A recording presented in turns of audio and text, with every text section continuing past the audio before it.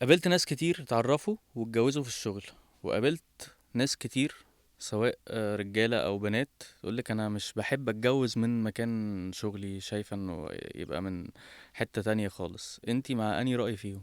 انا من رايي التاني، ما بحبش ابقى اتجوز حد من نفس الفيلد بتاعي. ليه بقى؟ حتى لو هو شخص كويس.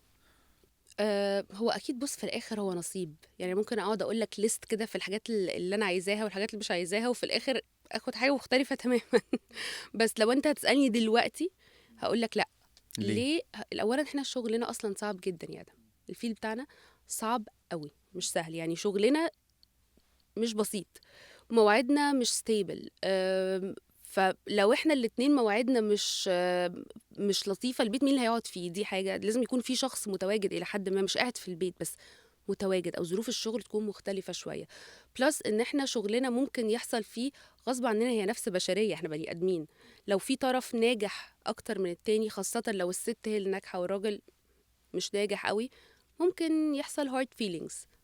طب بس ده ممكن يحصل وهم في شغلانات مختلفة. بس اعتقد الاصعب من وجهة نظري، الاصعب لما يكونوا في نفس الفيلد.